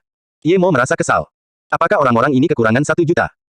Memikirkan hal ini, dia tidak dapat menahan diri dan mengangkat kartunya, 1 juta. Karena para pengecut itu tidak menawar, dia akan menawar untuk dirinya sendiri terlebih dahulu. Meskipun dia menawar harga, Ye Mo memandang rendah lelaki tua juru lelang itu, sambil berpikir mengapa begitu sulit bagimu untuk membuat seorang gadis cantik berbicara. Jika ada seorang wanita cantik yang mengenakan pakaian terbuka, maka suasana akan menjadi lebih ramai. Sungguh tidak memuaskan memiliki seorang lelaki tua. Tidak ada yang mau menawar. Namun, Ye Mo lupa tempat apa ini. Itu adalah kuil. Hanya dia yang bisa memiliki ide konyol seperti itu. 1,1 juta. Satu suara menghentikan tawaran Ye Mo, membuatnya merasa lega. Ia menoleh ke belakang dan menemukan bahwa itu sebenarnya biarawati cantik dari Masjid Lian Hangjin. Ia pikir biarawati ini juga menyukai kecantikan, tetapi ia berterima kasih kepada biarawati ini karena telah membantunya. Tampaknya orang-orang kaya saat ini bukanlah taipan bisnis besar, tetapi biksu dan biarawati. 1,5 juta. Itu suara wanita lainnya. Ye Mo tidak melihat lagi kali ini, tetapi semua wanita yang menawar. Tampaknya semua orang menyukai kecantikan, terutama wanita. 1,7 juta. 2 juta. Ye Mo bersuka cita. Harganya tiba-tiba naik drastis karena semakin banyak orang yang menawar, sementara semakin sedikit orang yang curiga. Tak lama kemudian, harganya meroket hingga 8 juta. Orang-orang sekte tersembunyi ini benar-benar kaya. Meskipun Ye Mo tidak tahu bagaimana mereka mendapatkan uang, dapat dilihat bahwa banyak orang menawar meskipun mereka tidak terlalu yakin tentang pil pelestari wajah. Ye Mo bersyukur bahwa Si Wuxian tidak mengatakan bahwa mereka tidak bertanggung jawab atas keaslian pil tersebut. Bagaimanapun, pil ini terlalu tidak masuk akal. Jika juru lelang benar-benar mengatakan itu, harganya akan sangat sulit untuk dikatakan. Memikirkan hal ini, tiba-tiba seseorang berdiri. Tuan Si, apakah penyelenggara lelang akan bertanggung jawab atas keaslian pil itu? Jika ya, maka saya akan segera menawar 50 juta. Ye Mo mengumpat. Bajingan ini mencari masalah. Si Wuxian tidak mengatakan bahwa mereka bertanggung jawab untuk menghindari pertanyaan, tetapi orang ini bertanya, membuat mereka tidak dapat berpura-pura tidak tahu. Begitu orang itu bertanya, wajah Si Wuxian langsung muram dan dia bersenandung sebentar sebelum berkata, pil ini dikirim ke sini oleh orang lain, dan orang ini akan bertanggung jawab penuh atas pil itu. Jika palsu, kami dapat segera menyerahkan orang ini. Kami tidak akan bertanggung jawab atas pil yang palsu itu. Meskipun Si Wuxian rendah hati dalam kata-katanya, tidak ada yang menawar pil itu lagi, dan harganya berhenti di 9 juta. Meskipun semua orang punya uang, ini adalah barang pertama, dan tidak ada yang tahu apakah itu asli. Setelah ini dibeli, lelang akan terpengaruh jika seseorang mencobanya di tempat. Jika mereka mencobanya kemudian, siapa tahu penjualnya akan kabur membawa uangnya. Yang terpenting, tidak ada yang ingin terlibat konflik dengan penyelenggara lelang. Jika tidak, mereka tidak akan mengizinkannya ikut lelang berikutnya. Ye Mo kesal. Si Wuxian ini memang idiot. Dia seharusnya mengatakan saja bahwa jika pembeli menyadari pil itu palsu, maka mereka dapat segera mengembalikan uangnya. Ye Mo sangat kesal, tetapi dia tidak bisa berdiri dan mengatakan itu. Bolehkah aku bertanya pada Qian Beishi, jika pil yang kubeli palsu, bisakah aku mendapatkan pengembalian uang? Sebuah suara menanyakan kata-kata yang ingin diucapkan Ye Mo. Ye Mo hampir ingin memeluk orang itu dan menciumnya. Si Wuxian segera menjawab, kami dapat mengembalikan 95%. Baiklah, kalau begitu, saya menawar 10 juta. Itu adalah seorang wanita yang mengenakan rok hijau. Dia mengenakan syal sutra hitam yang menutupi wajahnya, tetapi masih banyak noda yang terlihat di dahinya. Jelas wajahnya telah terkikis oleh sesuatu. Ye Mo sangat senang. Namun, ia segera kecewa. Tak seorang pun setelah tawaran itu, tetapi ia segera mengerti alasannya. Lagi pula, lelang yang diadakan sekali dalam 5 tahun sulit diadakan. Tak seorang pun ingin membuang waktu mencoba pil dan kehilangan barang yang mereka inginkan. Ditambah lagi, kebanyakan orang tidak membeli pil itu untuk diri mereka sendiri. Ditambah lagi, jika palsu, mereka tidak hanya akan mengganggu penyelenggara lelang, tetapi juga akan menjadi bahan tertawaan. Si Wuxian melihat wanita itu menawar dan langsung berkata, no. 46 menawar 10 juta, maju sekali. Tampaknya si Wuxian juga sangat kecewa dengan harganya, tetapi dia tidak ingin membuang waktu lagi untuk itu. Tidak ada yang menawar dan Ye Mo sangat kesal. Meskipun dia yakin tidak akan mengejutkan jika pil itu dijual seharga 100 juta, tidak ada yang menawar. 10 juta 2 kali. 10 juta untuk ketiga kalinya. Habis. Bahkan tidak ada satu detik pun antara 2 kali dan ketiga kalinya, tetapi Ye Mo tidak bisa berbuat apa-apa. Wanita itu berdiri dan ingin berbicara, tetapi si Wuxian berkata, Nona, Anda tidak perlu berdiri. Kami akan mengirimkan pil itu ke sana. Wanita itu menggelengkan kepalanya. Saya ke sini untuk membeli pil kecantikan, saya akan mencobanya sekarang. Si Wuhan tertegun sejenak. Ia tidak menyangka seseorang akan langsung mencobanya.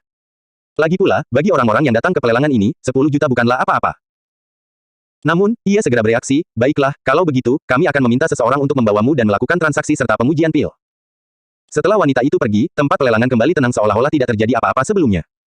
Item berikutnya masih pil, namanya pil pemurni tubuh. Pil ini bisa membuat kultivator bela diri kuno memiliki peluang 40% untuk memasuki tahap dasar level kuning. Dimulai dari 400.000, setiap penawaran tidak boleh lebih rendah dari 50.000. Si Wuxian mengeluarkan botol porselen, dan Ye Mo hampir memuntahkan darah. Ini adalah pil yang dia jual kepada Biksu Wu Guang di malam sosial artefak. Biksu tua ini benar-benar berhati hitam. Pilnya dijual di sini dengan sangat cepat, dan dia sudah memberitahu biksu itu sebelumnya untuk tidak menyebarkannya.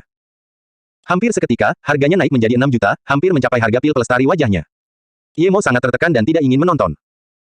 Dia tahu bahwa meskipun ada banyak master di sekte tersembunyi, hanya sedikit orang yang benar-benar bisa memasuki level kuning. Akhirnya, pil ini dibeli oleh seorang pria seharga 6,5 juta. Ye Mo tahu bahwa pil pemurni tubuh ini bahkan tidak bernilai 1/10.000 dari harga pil pelestari wajah tetapi hampir dijual dengan harga yang sama. Si Wuxian jelas senang dengan harganya. Kemudian, dia mengambil biji lain dari piring di sampingnya dan berkata, ini adalah biji yang mengandung energi yang tidak diketahui. Sejauh ini, tidak ada yang tahu bagaimana memanfaatkan energi di dalamnya. Harga awalnya adalah 100.000, setiap penawaran tidak boleh kurang dari 10.000 lebih tinggi. Ketika Ye Mo melihat ini, dia langsung tahu bahwa keputusannya untuk datang adalah tepat. Ini adalah batu Qi esensi. Di alam kultivasi, para kultivator yang relatif miskin menggunakan batu Qi esensi untuk berkultivasi karena terlalu sulit untuk mendapatkan batu roh. Meskipun batu Qi esensi tidak sebagus batu roh, batu itu masih bisa digunakan untuk berkultivasi. Hanya saja energinya tidak begitu murni dan mudah dicerna. 100.000. Ye Mo tidak menyangka akan ada yang menawar sebelum dia. Dia menunggu beberapa saat dan tidak ada yang menawar. Sepertinya tidak banyak yang menyukainya. 110k. Ye Mo bertekad untuk membeli batu ini. Dengan ini, meskipun dia tidak bisa mencapai tahap 4, itu sudah cukup baginya untuk mencapai puncak tahap 3. 150.000. Orang itu menawar lagi. Suaranya lebih keras dan lebih tajam dari sebelumnya. 160.000. Ye Mo mengikutinya tanpa ragu-ragu. 300.000. Penawar lainnya tampak marah. Nada bicaranya juga lebih mengancam. Dia marah, tetapi Ye Mo lebih marah lagi. Dia melihat orang yang bertarung dengannya dan menemukan bahwa orang itu sebenarnya adalah seorang ahli tingkat bumi. Dia tidak tahu usia orang itu, tetapi wajahnya benar-benar muram. Jelas bahwa dia tidak bisa diganggu dengan mudah, tetapi Ye Mo tidak peduli. Selain seorang kultivator seperti dia, tidak ada orang lain yang bisa memanfaatkannya. 310.000, Ye Mo menambahkan. Lelaki berwajah muram itu tiba-tiba mencibir, 500.000, aku, Lone Wolf, akan mengambil biji ini. Ye Mo menambahkan 10.000 setiap kalinya, membuatnya berpikir Ye Mo ingin mengganggunya. Ye Mo mendengar nada bicara orang ini dan berpikir, beraninya dia bersikap seperti itu. Seharusnya aku yang marah. Mengancamku. Dalam mimpimu. Namun dia tetap berseru dengan tenang, aku menawar 510.000, aku akan mendapatkan biji ini. Sepertinya kau ingin memulai masalah denganku, teman. Pria itu menatap tajam ke arah Ye Mo. Jika tatapan bisa membunuh, Ye Mo pasti sudah lama mati. Ye Mo bahkan tidak repot-repot menatapnya dan hanya berkata kepada si Wuxian, Qian Bei, jika tidak ada yang menawar, bisakah kamu menurunkan palu itu? Semua orang terengah-engah. Tidak ada yang tidak tahu tentang seberapa kuat Lone Wolf, dan tidak ada yang tahu dari mana asalnya. Dia menargetkan sekte yang lebih lemah dan mengenakan pajak kepada mereka, tetapi kekuatannya kuat dan dia sangat kejam. Dikatakan bahwa bahkan para master sekte tersembunyi kelas atas merasa terancam oleh kekuatannya. Meskipun semua orang juga tahu bahwa Ye Mo adalah orang yang tangguh, Ye Mo tampaknya kurang dibandingkan dengan Lone Wolf. Orang ini membuat Lone Wolf kesal karena batu yang tidak berguna. Dia benar-benar naif. Perbedaan antara Black Level dan Earth Level tidak hanya sedikit atau dua. Mereka yang naik ke Earth Level adalah puncak kekuatan di sekte tersembunyi. Ye Mo dapat dengan mudah membunuh Master Black Level, tetapi di depan Master Earth Level, dia mungkin tidak dapat melarikan diri. Si Wuxian juga memuji Ye Mo atas keberaniannya, tetapi dia tetap mengikuti kata-kata Ye Mo. 510k pertama kali. Meskipun Lone Wolf kuat, dia tidak takut padanya. Ditambah lagi, dia mewakili pihak yang memegang lelang. 2 juta. Lone Wolf tampaknya sangat marah sekarang. Ye Mo masih berkata pelan, 2,01 juta. Jika itu adalah hal yang biasa, dia akan memberikannya kepada orang ini, tetapi ini adalah esens Qi Stone. Dia tidak akan memberikannya apapun yang terjadi. Karena dia sudah berada di sisi buruk Lone Wolf, dia mungkin juga membuatnya semakin marah dan terus menambahkan 10.000 setiap kali. Baiklah, kau punya nyali, biar kulihat berapa lama kau bisa menyimpan biji ini. Lone Wolf benar-benar berhenti menawar. Ye Mo mencibir. Meskipun aku mungkin tidak sebanding denganmu sekarang, kau hanya bermimpi jika kau pikir kau bisa merampas sesuatu dari tanganku. Lone Wolf ini sedikit lebih kuat dari Bian Po. Dan, setelah bertarung dengan Bian Po, ia lebih memahami Earth Level di sini. Memang jauh lebih kuat dari Black Level, tetapi itu bukan alasan ia akan menyerah pada esens Qi Stone hanya karena Lone Wolf adalah Earth Level. Ditambah lagi, ia juga menjadi lebih kuat. Seorang wanita dengan rok hijau masuk dari belakang, memecah suasana agresif di ruangan itu. Ketika orang-orang melihat wanita ini, mereka tercengang. Wanita ini adalah orang yang membeli pil pelestari wajah, dan sekarang, wajahnya halus dan lembut, sama sekali berbeda dari semua noda dan kawah sebelumnya. Dia benar-benar cantik dan juga tampak beberapa tahun lebih muda. Yang paling mencolok bukanlah kulitnya, melainkan kegembiraan di matanya. Semua orang tahu bahwa dialah wanita yang membeli pil itu, dan dia hanya ingin mencobanya. Mereka tidak menyangka dia akan kembali seperti ini. Mereka tidak menyangka pil itu asli. Sekarang, bahkan orang bodoh pun tahu bahwa pil pelestari wajah yang dijual seharga 10 juta itu nyata. Keheningan di stadion pun meledak. Hampir semua orang bangkit dan memandang wanita berpakaian hijau itu. Diam, diam. Si Wuxian memanggil beberapa kali sebelum suasana akhirnya tenang, tetapi keputusasaan dan keinginan di mata mereka masih terlihat jelas. Bagaimanapun, pil ini terlalu kuat. Semua orang di sini menyesal kecuali Ye Mo, tetapi sudah terlambat. Pil itu sudah dimakan. Melihat keadaan sudah tenang, si Wuxian lalu berkata, sekarang semua orang tahu bahwa pil itu asli, kita tidak berbohong, kan? Sejujurnya, saya tidak tahu apakah itu asli atau palsu. Kalau saya tahu itu asli dan hanya menjualnya seharga 10 juta, itu tidak akan menjadi milik wanita ini. Sekarang, tolong, keluarlah dan beritahu kami apakah pil itu asli atau palsu. Wanita berpakaian hijau itu berdiri. Matanya masih penuh kegembiraan dan ketidakpercayaan. Dia hanya mencoba peruntungannya dan tidak menyangka itu nyata. Dia cukup puas dengan pelelangan ini. Sekarang dia harus berdiri dan berbicara, dia langsung berdiri dan berkata, saya yakin pil ini asli, ini asli. Apakah ini akan dipentaskan? Sudah terdengar bisik-bisik di sampingnya. Omong kosong, aku kenal wanita itu, dia adalah janda hitam dari Aula Hongwu. Dia memiliki wajah kawah, dan sekarang dia berubah menjadi ini. Pil itu 100% asli, orang-orang langsung membalas. Ye Mo duduk di samping mereka berdua dan mendengar Hongwu Hall, bukankah ini tempat yang dikatakan Mokang, yang mencuri wanitanya? Bolehkah aku bertanya pada Qian Bei apakah masih ada pil pelestari wajah? Ya, apakah masih ada? Jika ada, aku pasti akan mengambilnya. Sekarang, semangat untuk pil pelestari wajah tak terpadamkan. Meskipun mereka adalah praktisi bela diri dengan sedikit emosi, benda yang disebut pil pelestari wajah ini hanya akan mereka temui sekali dalam hidup mereka. Si Wuxian membanting balok kayunya dan berkata, aku tidak tahu apakah masih ada lagi, barang berikutnya adalah pedang kuningan, tawaran awal 500.000. Ye Mo bersuka cita. Dia tidak hanya mendapatkan batu esensi Qi, tetapi pil berikutnya akan berharga selangit. Mengenai pedang dan pedang bermata dua itu, Ye Mo bahkan tidak mau repot-repot menawar. Begitu dia mencapai tahap 4 pengumpulan Qi, yang juga merupakan awal dari tahap tengah pengumpulan Qi, dia bisa menempa satu senjata di sini tidak buruk, paling-paling kualitasnya sama dengan pedang Bianpo. Ada 20 kali lagi yang dilelang, tetapi tidak ada yang menarik perhatian Ye Mo. Yang membuat Ye Mo merasa aneh adalah ada juga ponsel yang dilelang di sini, tetapi ponsel itu dibuat khusus, sinyalnya kuat, tahan air, dan sebagainya. Yang berikutnya akan dijual adalah pil. Namanya pil Lotus Life. Konon, selama Anda masih punya satu napas terakhir, atau bahkan jika metode kultivasi Anda yang salah menjadi bumerang, pil ini bisa menyelamatkan hidup Anda. Yang perlu saya sampaikan kepada semua orang adalah pil ini terbuat dari benih teratai 1000 tahun. Yang terpenting, pil ini dibuat oleh orang yang sama yang membuat pil pelestari wajah. Tawaran awal adalah 3 juta, setiap tawaran harus naik tidak kurang dari 100.000. Kemudian, si Wuxian mengangkat botol giok lainnya. Berita tentang pil yang dibuat oleh orang yang sama yang membuat pil pelestari wajah sudah cukup untuk membuat harganya berlipat ganda, apalagi efeknya yang luar biasa. 4 juta. Orang pertama langsung menaikkan harga sebesar 1 juta. 5 juta. 10 juta. Ye Mo tidak menyangka pil Lotus Life akan diperebutkan begitu ketat, hampir seketika menembus angka 10 juta, dan harganya terus naik. 100 juta. Bom neraka meledak dan suasana menjadi sunyi. Meskipun nyawa ini dapat menyelamatkan nyawa seseorang, 100 juta cukup mahal. Lelaki yang menawar itu berdiri dan berkata, 10 tahun yang lalu, saya, Miao Kuan, mengalami luka dalam dan belum bisa sembuh sejak saat itu. Saya telah terjebak di tahap tengah tingkat bumi selama 40 tahun. Jika saya tidak dapat mengobati luka saya hanya akan hidup selama 1 tahun lagi. Itulah sebabnya saya menawar 100 juta. Saya juga tahu bahwa jika pil ini benar-benar memiliki efek seperti itu, 100 juta masih jauh dari cukup, tetapi saya tidak punya uang lagi. Saya ingin mengucapkan terima kasih kepada teman-teman yang tidak ikut beradu pil ini dengan saya. Meskipun banyak orang ingin menawar, terlalu bodoh untuk bermusuhan dengan seorang master tingkat menengah Earth level. Ditambah lagi, master ini hanya punya waktu 1 tahun untuk hidup. Jika dia marah dan mengamuk, itu tidak ada gunanya. Wajah si Wuxian tidak bagus. Dia tahu bahwa cerita Miao Kuan itu sah, tetapi tidak terlalu adil di sisi pelelangan. Namun, karena dijual seharga 100 juta, dia tidak bisa berkata banyak. Bagaimanapun, Miao Kuan adalah salah satu dari sedikit master di sini, dia harus memberinya sedikit muka. Ye Mo melihat Miao Kuan berada di kamar nomor 9 dan langsung tahu kalau dia sangat kuat. Namun, dia sangat puas karena pilnya terjual seharga 100 juta. Miao Kuan mengambil pil itu dan langsung meminumnya di kamarnya. Sepertinya dia akan segera mengujinya. Si Wuxian melirik Miao Kuan tetapi tidak mengatakan apapun dan melanjutkan, yang berikutnya adalah ramuan, wortel Liu Blue. Tawaran awal adalah 10 juta, setiap kenaikan tidak boleh kurang dari 1 juta. Ye Mo tercengang, tanaman apa yang semahal ini? Dia belum pernah mendengar tentang wortel biru Liu. Namun, si Wuxian bahkan tidak memperkenalkan khasiat tanaman ini. Orang tua ini benar-benar tidak cocok untuk mengadakan lelang. Dia benar-benar tidak tahu apa yang dipikirkan oleh penyelenggara lelang. Namun, yang mengejutkan Ye Mo, tidak seorang pun bertanya tentang apa itu. Orang-orang segera mulai menawar. Tampaknya semua orang di tempat kejadian tahu apa benda ini. Yemo mungkin satu-satunya di sini yang tidak tahu.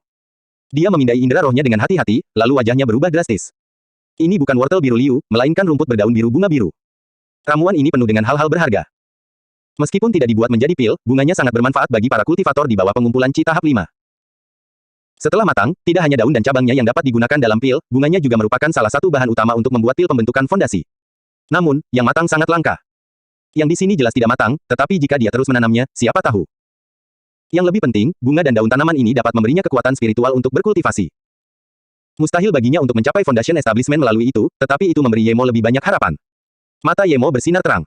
Dia akan mengambilnya bahkan jika dia harus merampoknya. Ada benda seperti itu di bumi. Namun, dia hanya punya sekitar 100 juta, jadi sangat sulit baginya untuk membeli ini hanya dengan uang sebanyak itu. Masih ada pil pelestari wajah yang belum terjual. Apakah dia bisa mendapatkan uang tambahan darinya? Memikirkan hal ini, Yemo akhirnya tahu mengapa si Wushan tidak memperkenalkan khasiat rumput berbunga biru berdaun biru. Rumput ini sangat berguna bahkan bagi para kultivator Dao, apalagi bagi para kultivator bela diri kuno. Saya dengar wortel biru liu sangat berguna untuk naik ke tingkat bumi, ada 3 bunga di sini, saya jadi penasaran seberapa bergunakah itu. Kata seseorang. Tak lama kemudian, orang lain berkata, terakhir kali ini muncul, lebih dari 50 tahun yang lalu. Kudengar ada 5 bunga, tetapi akhirnya dibeli oleh seorang master tingkat tersier tingkat bumi, tetapi dia tetap tidak berkembang. Dapat dilihat bahwa meskipun terkenal, efeknya biasa saja. Yemo sangat terkejut. Rumput 5 bunga biru berdaun biru sudah hampir matang. Rumput yang sudah matang penuh memiliki 7 bunga. Namun Yemo mendengus mendengar kata-kata mereka. Tidak mungkin bunga 5 tidak bisa membuat orang berkembang. Orang-orang ini hanya tahu bahwa bunga itu bisa langsung dimakan tetapi tidak tahu cara meramunya menjadi pil. Meskipun konsumsi langsung tidak buruk, efeknya jauh lebih rendah jika dibuat menjadi pil. Jika dia berhasil mendapatkan ramuan itu, dia bisa langsung mengolahnya menjadi pil. Efeknya lebih dari 100 kali lebih kuat daripada memakannya langsung. Orang-orang ini terlalu bodoh, tetapi Yemo menganggap ketidaktahuan itu baik. Jika orang-orang ini benar-benar tahu betapa berharganya ramuan ini, mereka mungkin tidak akan menjualnya. 20 juta. Orang-orang sudah mulai menawar. 30 juta. 50 juta. Harganya meroket.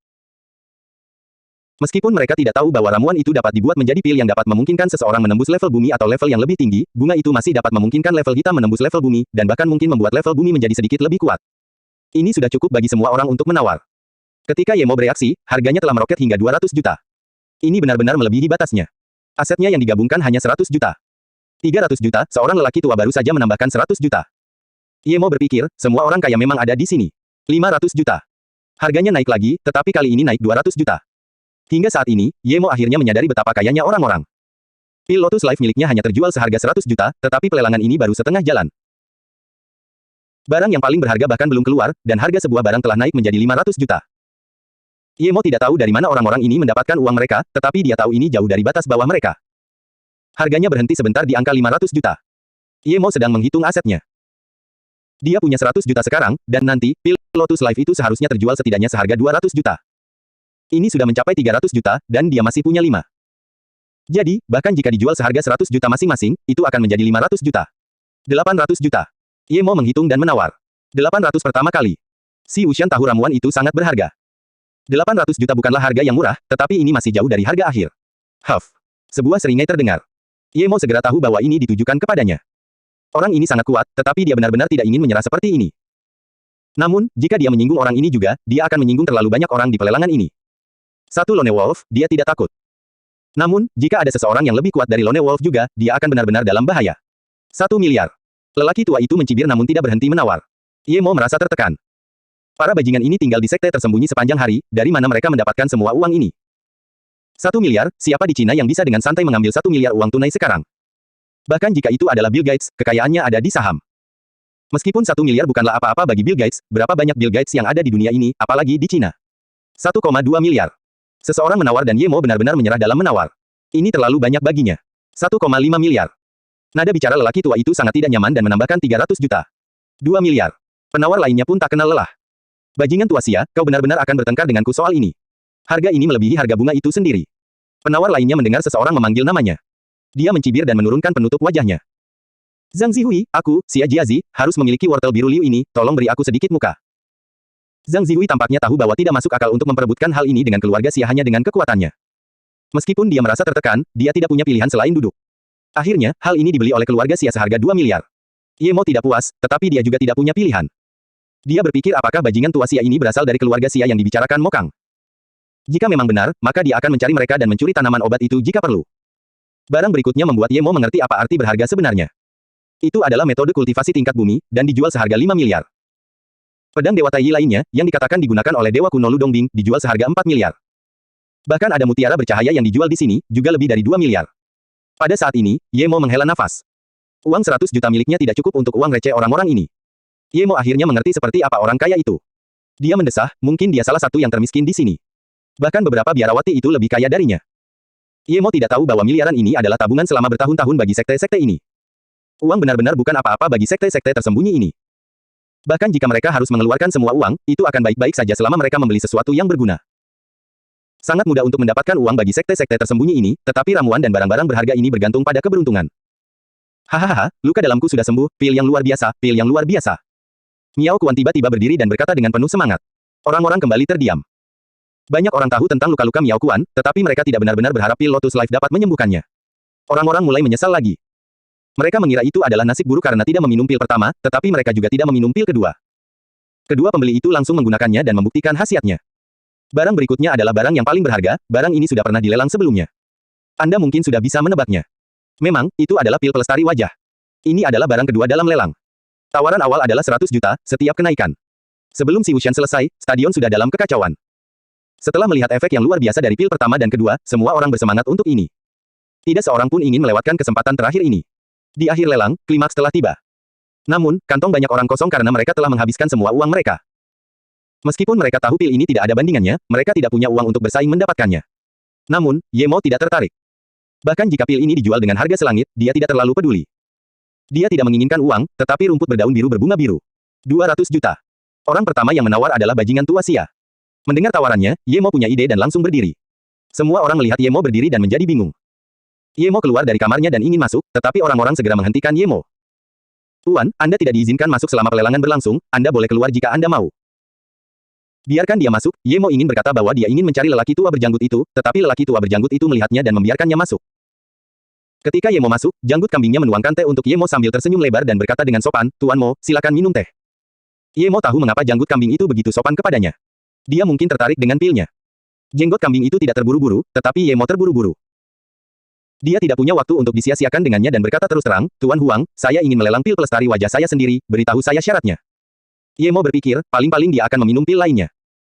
Namun, janggut kambing itu dengan tenang berkata, Tuan Mo datang untuk mengambil wortel biru liu. Ye Mo tahu jenggot kambing ini pasti telah mengamatinya selama ini, jadi Ye Mo berkata terus terang. Memang, aku datang untuk itu. Katakan padaku jika itu mungkin, aku masih punya banyak pil yang bisa kita tangani. Jika kau tidak mengizinkannya, tidak apa-apa.